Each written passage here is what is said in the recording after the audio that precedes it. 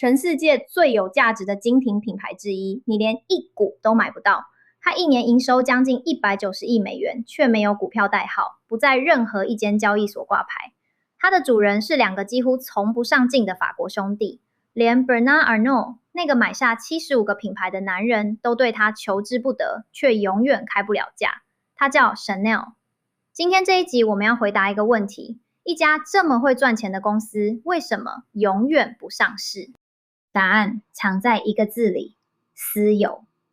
Chanel 从头到尾都是一家私人公司，没有外部股东，不必向任何人公布财报。它的全名叫 Chanel Limited， 背后是 Wertheimer 家族，已经传到第3代。接下来我们看4件事：这家公司怎么从一纸合约开始？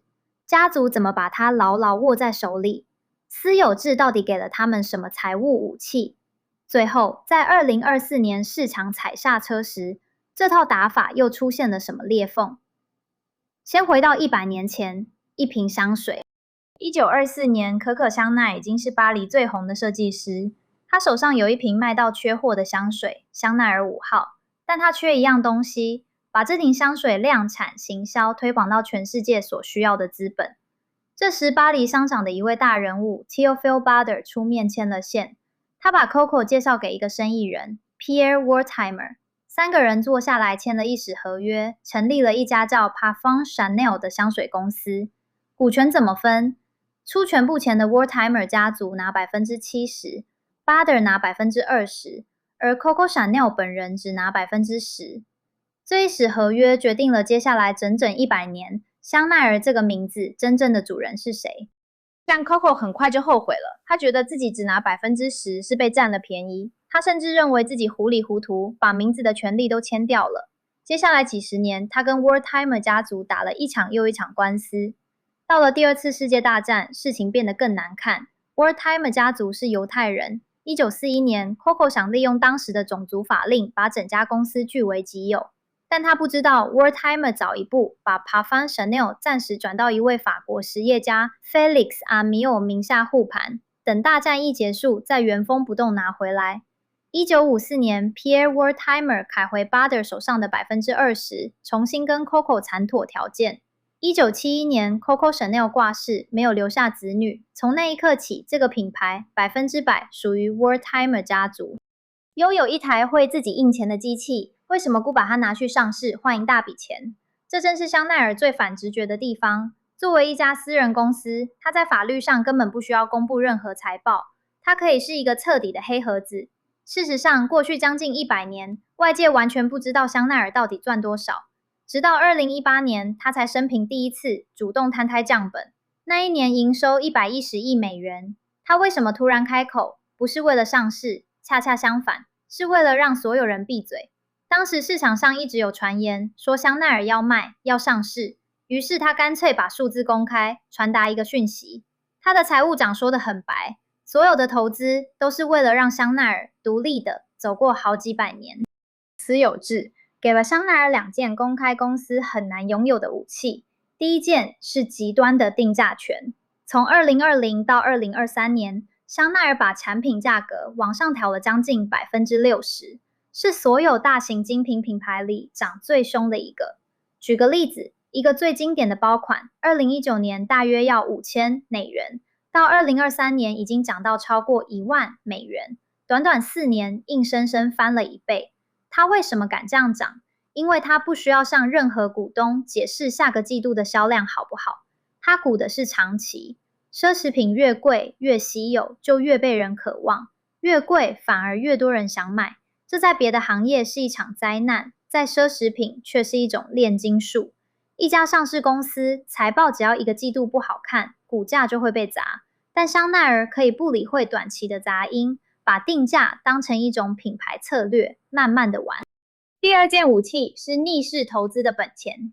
2024年，香奈儿的营收其实是衰退的，掉了 4.3%。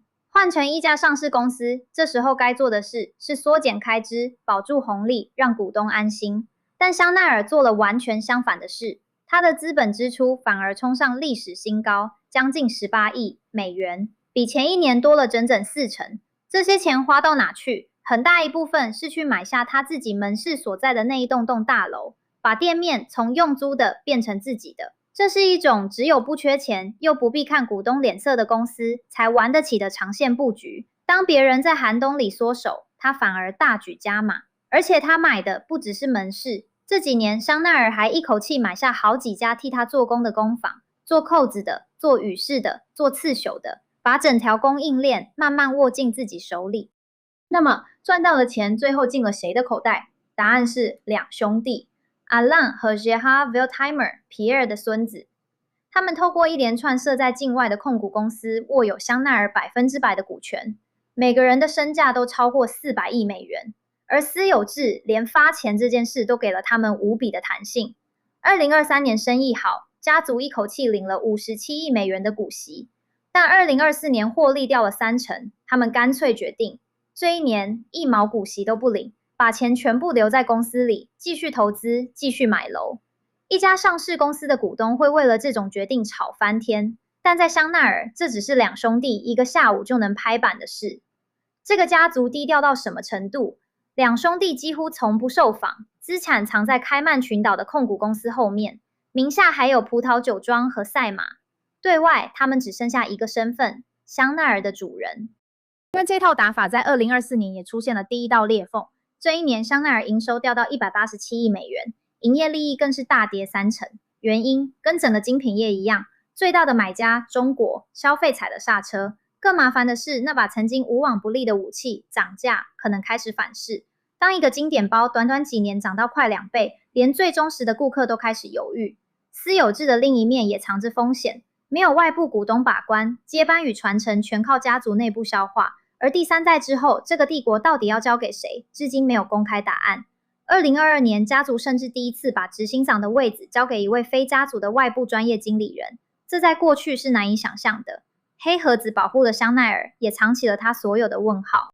这就是香奈儿，他放弃了上市能换来的那一大笔钱，换来的是一种不必向任何人交代的自由，可以疯狂涨价，可以逆势砸钱，可以一声不响的把利润全部收进两兄弟的口袋。私有制从来不是浪漫的坚持，它是一套精密的财务设计。LVMH 用公开市场的资本买下整个世界，香奈儿用拒绝公开守住一个名字。两种完全相反的玩法，卖的却是同一样东西：稀缺与欲望。下一集我们要看一个更安静的故事，一个差点被遗忘的品牌，怎么靠着把 logo 拿掉，悄悄的起死回生。Bottega Veneta 奢侈版图，我们下一集见。如果这一集让你重新看懂了账本背后的世界，按个赞，追踪频道，把这个系列一起追下去。